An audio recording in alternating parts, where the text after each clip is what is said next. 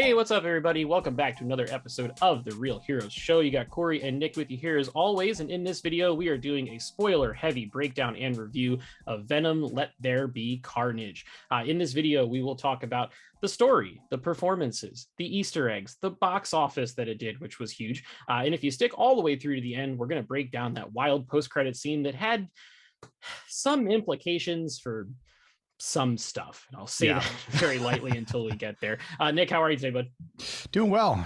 Enjoying this Sunday, just trying to get stuff done and watch a lot of movies and shows. So there's a lot. I've watched The Guilty on Netflix and Venom and Ted Lasso, and still have to watch Many Saints of Newark and Foundation before my weekend watch is complete. But before we get started with this review, if you guys could go ahead, leave a like if you could, that'd be fantastic. And we have a goal for 500 subscribers before the end of the year. And the only way we can get there is if you guys help out. So if you're not already subscribed to this channel, please go ahead, consider clicking that button. You will get tons of movie, TV, and Blu-ray reviews if you do. We'd very much appreciate the support. So Nick, story. What did you think of the story of this film? Oh man, it was a doozy. Again, we kind of talked about this, and after we both saw it, it's for some reason we both enjoyed it. I don't think it was the best story at all, which is unfortunate to say, and I don't want to take away the directing capability that Andy Serkis brought to the movie, because I think he did a really great job in it. And I think I expected a little bit more to the story itself. I think I found myself at times just a little bored while watching it. But still, there were parts of the movie itself that were just interesting. Like, again, like a lot of the parts that had, Woody Harrelson or, Tom Hardy, and obviously their respective symbiotes, as well as getting like a new, let's say villain, but a new character with Shriek. Sure. But it's directly from the comics. So anything that actually gets derived from the comics, in my opinion, is always great, because it's material that's already there. So they're not just creating new things just to create new things, but they're using the source material that's been laid before them. So it's a great thing. But yeah, I kind of wanted more. I texted you and I said, this is a bad movie with a bad script, but for some stupid fucking reason, I loved it. Yeah. And again, like after the movie was over, I was like, I don't know why, but like, I really enjoyed it, even though I think the story was like just stupid. Yeah. There is no story. The story of the movie is Venom fights Carnage for 90 minutes. Yeah. It doesn't take a lot of time setting stuff up. There's not a whole lot of exposition dumps. There's Cletus Kasady is a serial killer. He's on death row.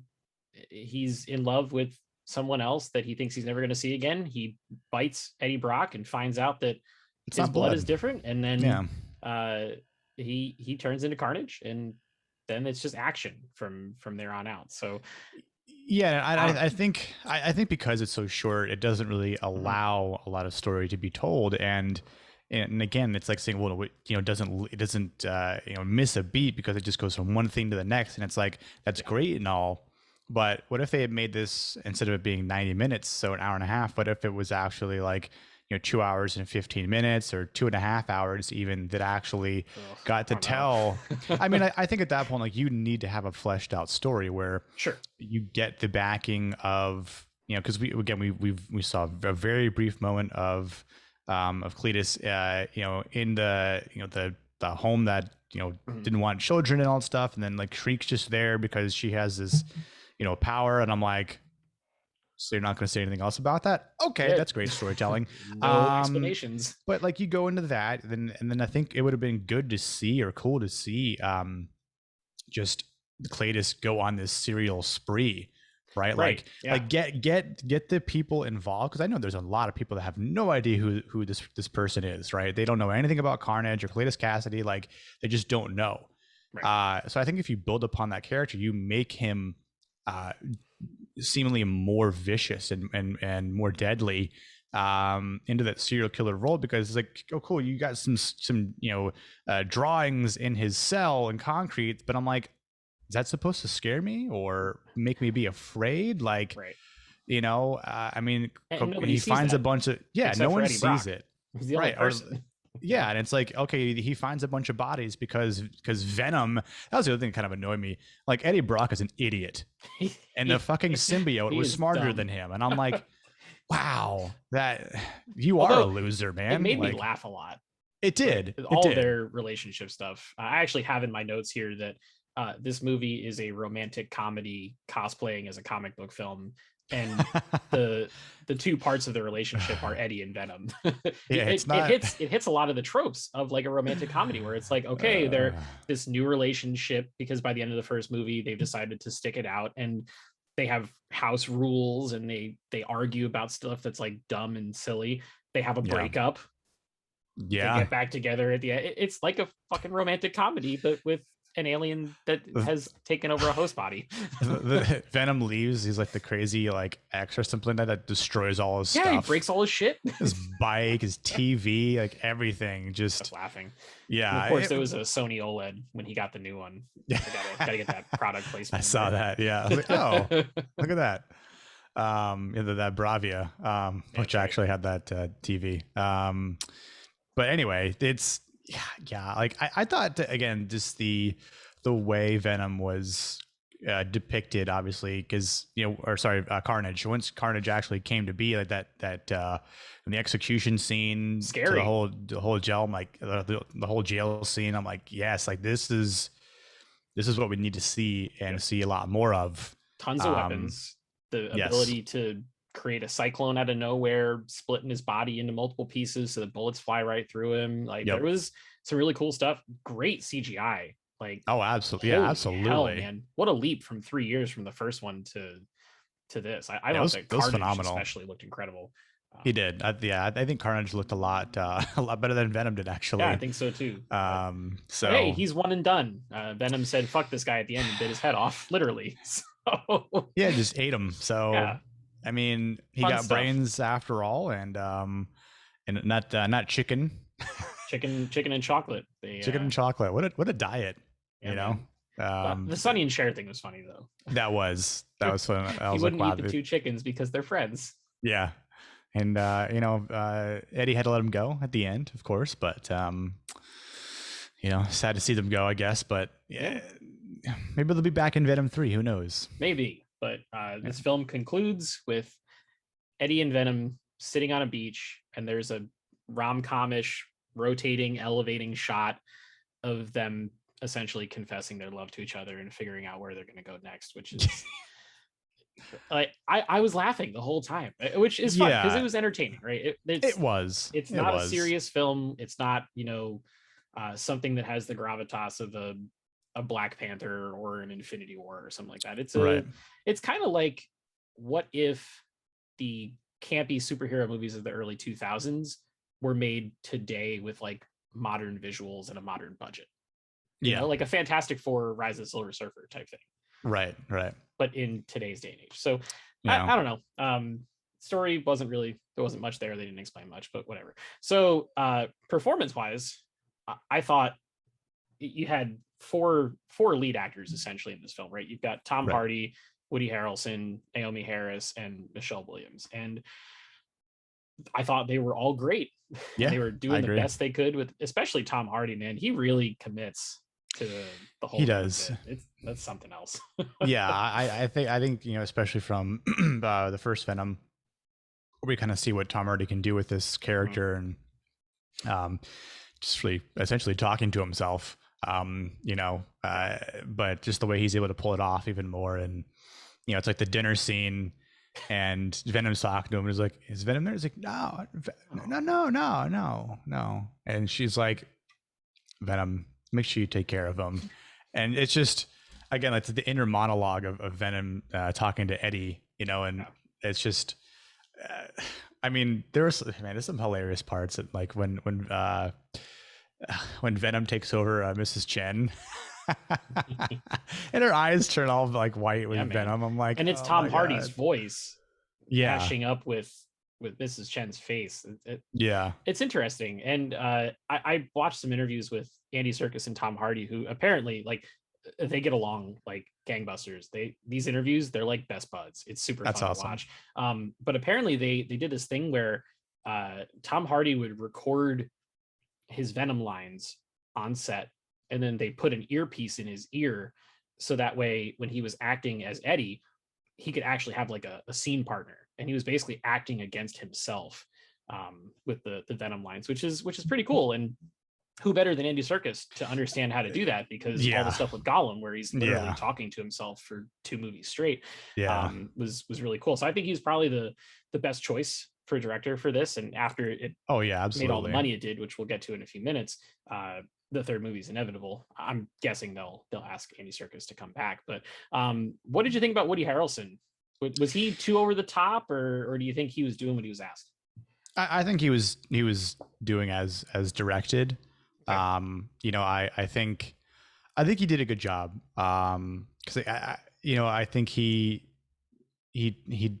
was able to pull off the creepiness, but also in some cases, like, when Shriek was being harmed by Carnage, and he would kind of separate himself. You'd see Cletus, or obviously Woody Harrelson, sort of like, no, stop, like, don't hurt her, and so it's that interesting love part, which, again, I think he did a good job. I don't know who else I would have gotten to maybe pull this sort of role off. I had to think about it, but at the same time, like, I think even back when we knew Woody Harrelson was going to be Carnage, when the first Venom came out, I think everyone didn't really have any negative comments or any doubt, really. I think everyone's like, oh, Woody Harrelson, oh yeah, he'll do a good job. He's great. He's a great actor. So again, like, I think you've got the direction from Andy Serkis, and kind of like the same thing, where, granted, Carnage doesn't really talk to Cletus as much as Venom does to Eddie. No. At the same time, there's still a good connection to be had there, because Cletus is obviously just want to get after Eddie, and then Carnage wants to go after his symbiote father, Venom. Yeah, which I thought was weird. He just keeps calling him father. Yeah, I was like, oh, right. Okay, well, that's... if anything, I think they're like more brothers or cousins or whatever. But so it's an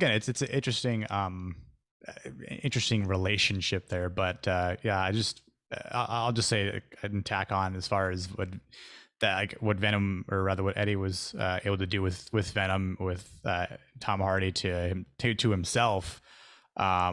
The direction that Andy Serkis probably did provide, just the best in the industry. Of course, being a huge Andy Serkis fan myself, and Gollum and Smeagol, and then of course I got into the car after I was done. I was like, I wonder if I could do the Venom impressions, like, Eddie, over here, Eddie.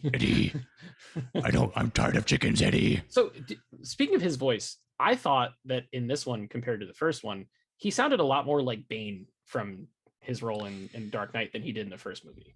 A little bit, yeah. He had a little bit more of an English accent to Venom than he did in the first film, which I thought was interesting. But yeah, I wonder if that was just here's what I got sort of thing. Choice, or like whatever. Or maybe, I don't know if that was something that maybe Tom said to Andy, like, hey, are you okay if we do it this way? And right.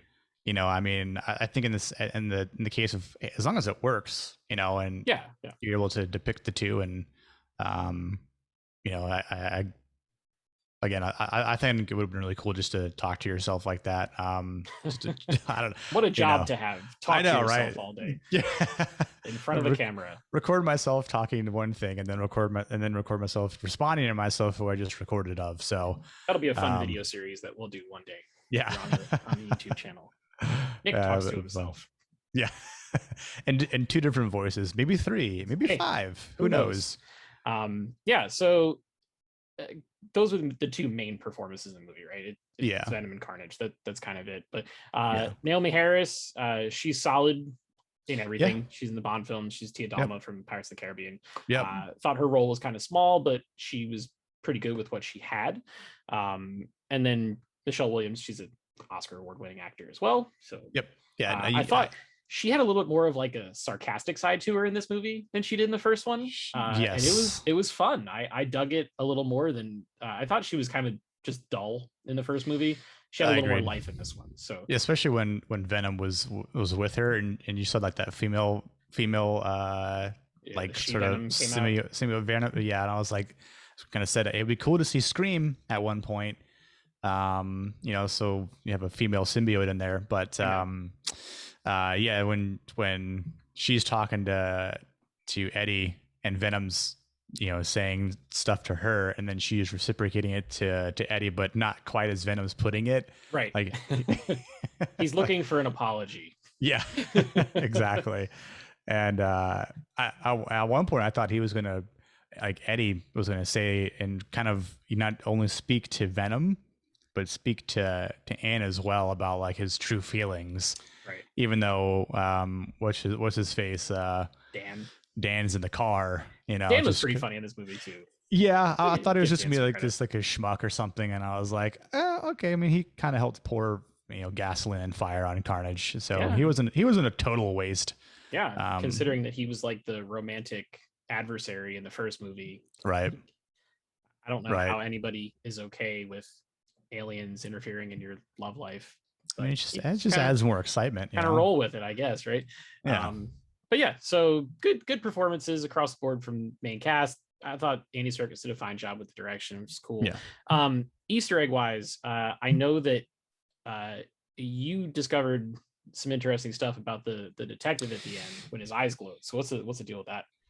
Yeah, as soon as they went with the name of Mulligan, I'm like, isn't that Toxin?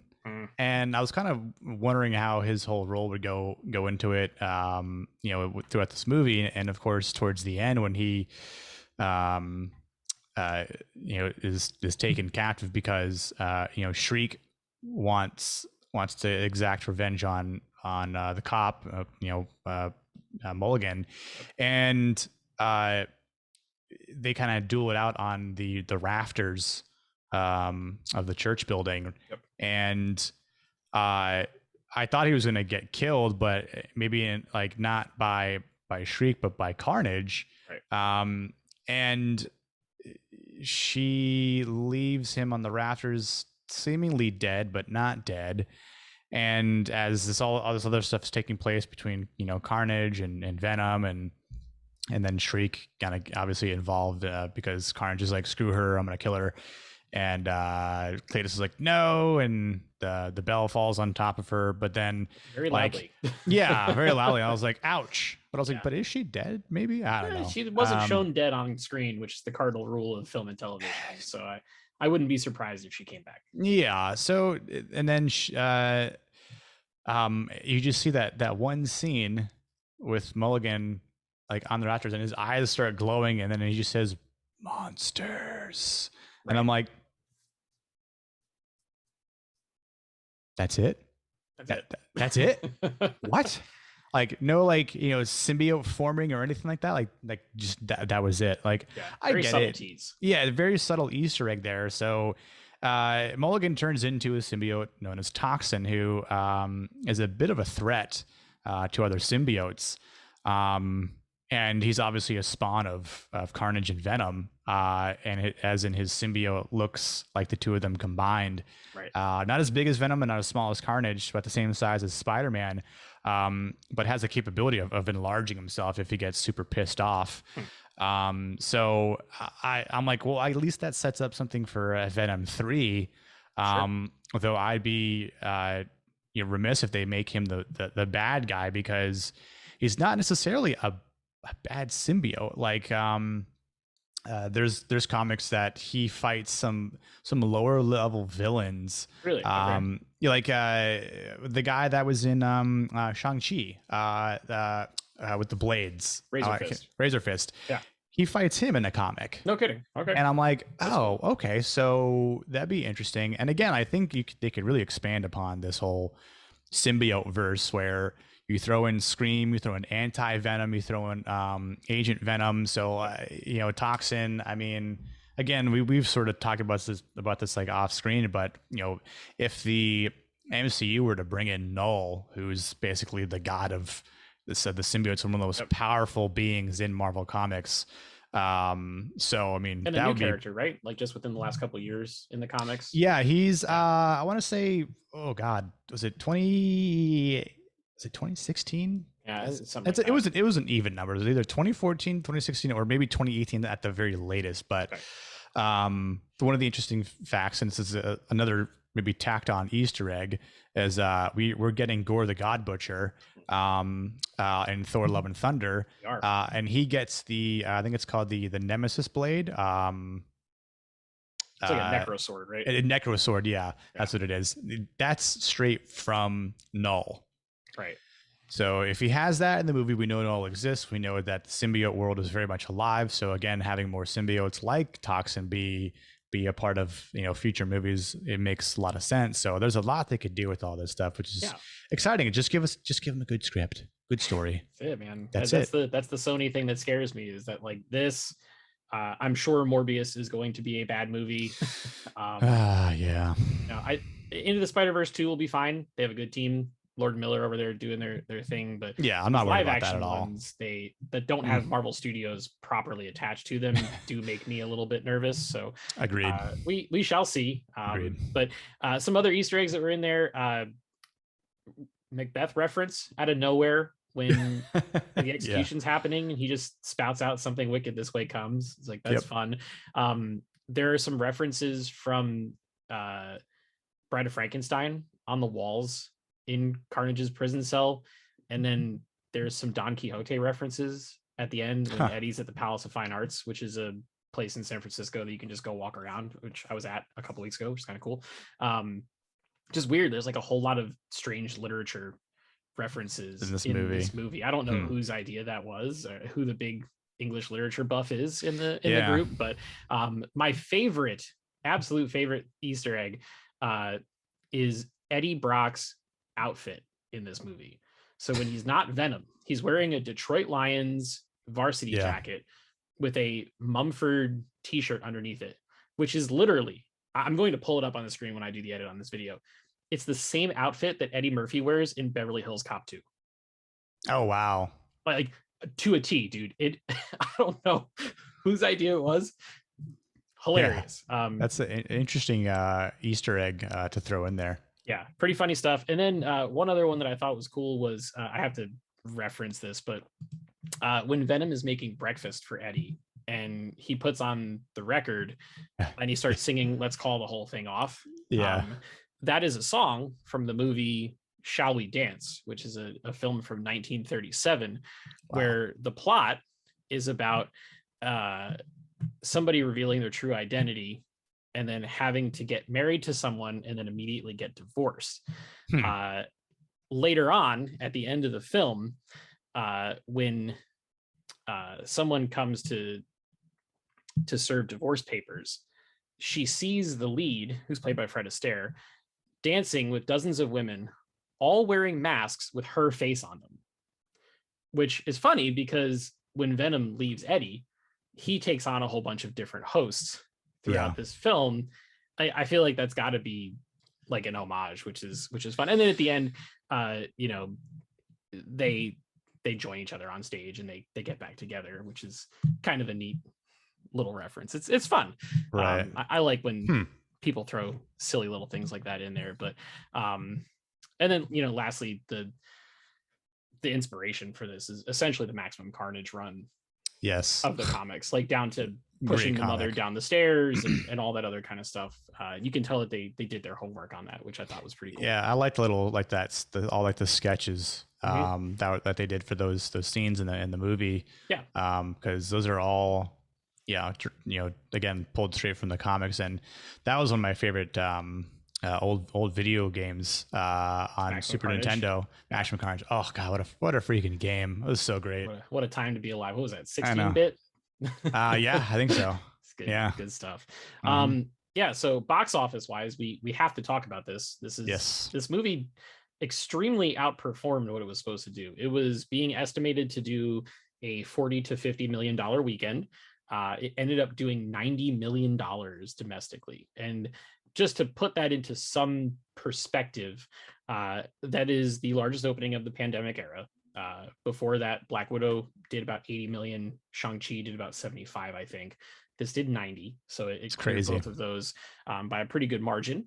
It also outperformed the original Venom. The original Venom only did $80 million in its first weekend, and that was before a pandemic, which is kind of nuts to think about. And then the really wild thing is that this is the second largest October opening weekend of all time in cinema.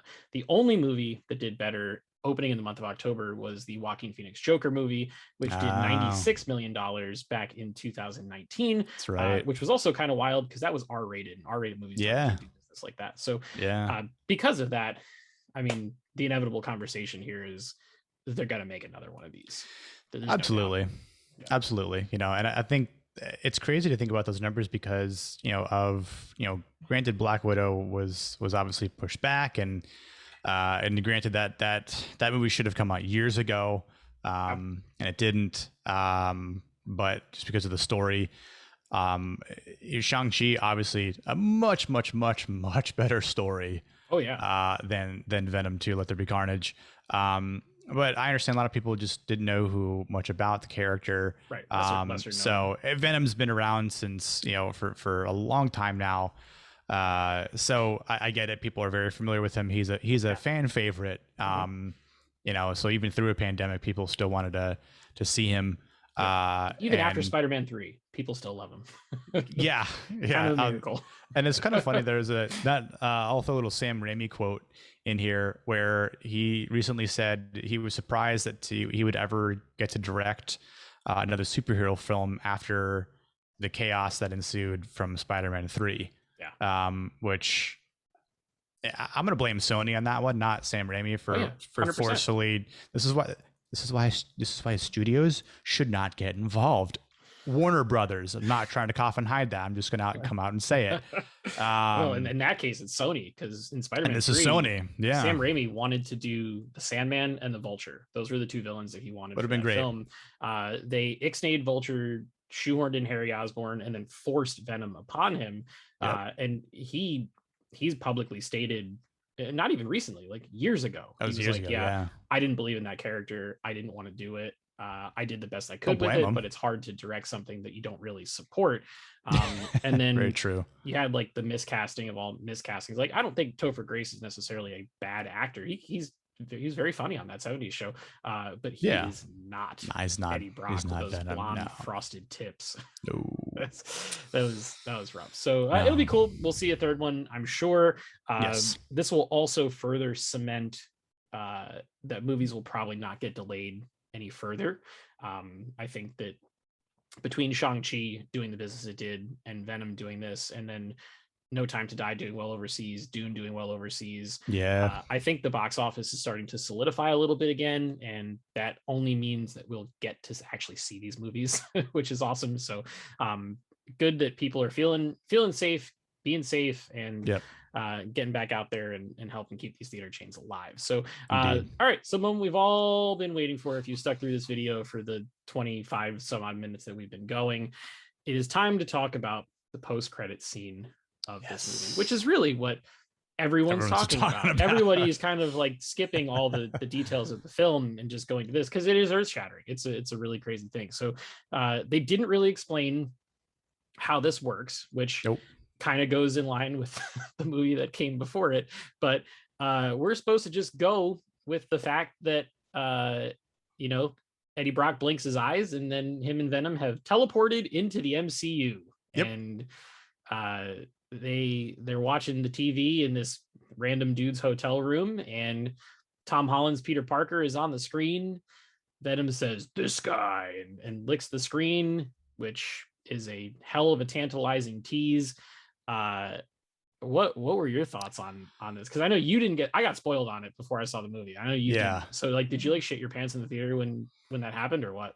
Yeah, as soon as they were in some different hotel room, and then it looks like they got teleported to Hawaii or something like that, somewhere on the beach. Where Venom could get his toes in the sand again. I was like, Oh, I know exactly what that was. That was a multiverse. Uh-huh. And the only thing I questioned about it was, how does Venom know who this guy is? I don't know. You know, so I think that's the one thing to explain, which it might be a little tricky to show how Venom knows who Spider-Man is, because again, you would have to chronologically tell the fact that Spider-Man actually had the symbiote first and was Black Suit Spider-Man first. In a different universe, right? Well, I mean, it would have to be because of It has to be. the whole Sony shit, but Right. that's It's very complicated. God, yeah. See, this is why different studios owning rights makes things just so screwed up. Very, very murky. Mutants. So I mean, I'd say for the sake of that's how they have to go by. They'd have to say, you know, oh, I know about this guy because, you know, at one point I joined him, sort of thing. Yeah, like, I fought a Spider-Man at one point, or I teamed up with a Spider-Man at one point, and that's a Spider-Man and whatever. Yeah. When it first played, it's the Daily Bugle thing. It's J. Jonah Jameson. Like, damn. Which, you know, I'm so happy that he's back in all this stuff. Yes. I could not be more thrilled about that. But at first I was like, oh shit, this is like immediately this is the post-credit scene from Far From Home. But then when I thought about it, I was like, wait a minute, it can't be, because in the post-credit scene of Far From Home, all they do is show like a school portrait of Peter Parker's face.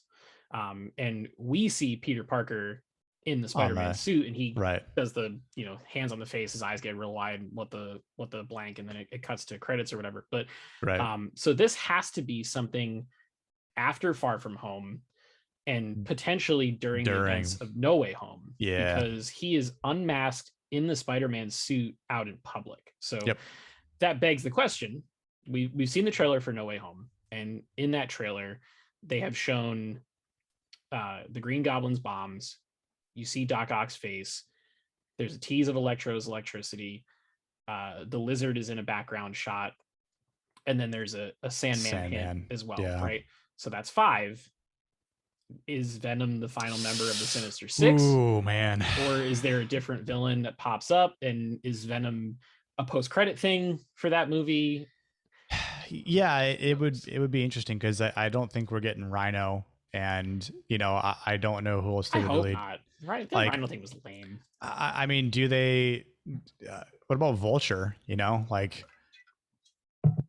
Yeah, Michael Keaton's Vulture. Michael Keaton is not dead; he's in prison, right? Yeah, so maybe he escapes. I don't know. I mean, there's a few people that they could obviously throw in there. There's Shocker. There's Scorpion. Yeah. So I mean, you know what I really love to see is if they followed through with Donald Glover becoming the Prowler, because he's in Homecoming, and he mentions having a nephew on that part of town, which means that we would get Miles at some point. Yeah, that would just be amazing. But that would be really cool if they would do that. But I know there's no rumors of anything about Donald Glover showing up, unfortunately. So I need it. I mean, I don't know. I don't know if I would feel like they left something out. They didn't put Venom in there as a 6th person for the Sinister Six.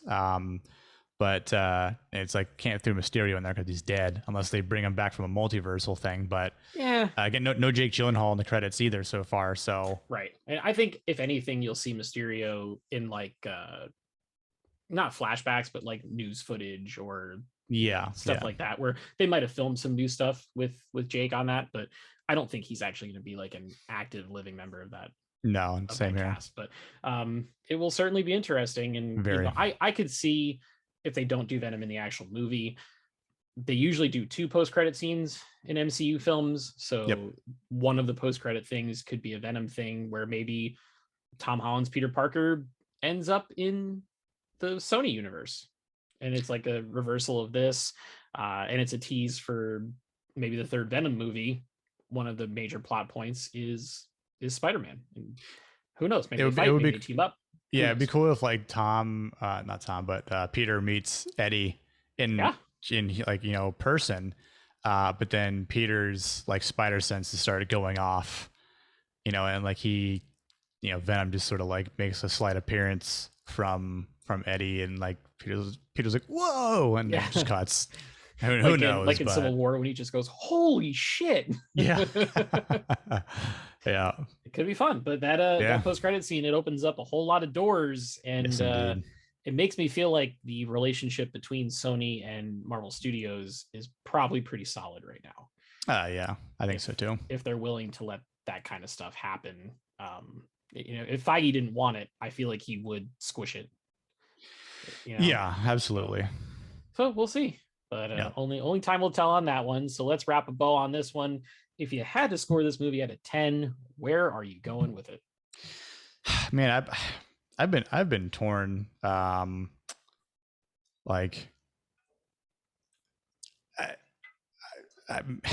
Overall, like taking everything into consideration, I might give it like a 7.5. Okay. But like I don't want to give it a 7 for multiple reasons. Which you don't want to be IGN? Is that? Yeah, is that I don't want to be IGN. Like a 7, because I think the first one was a 7.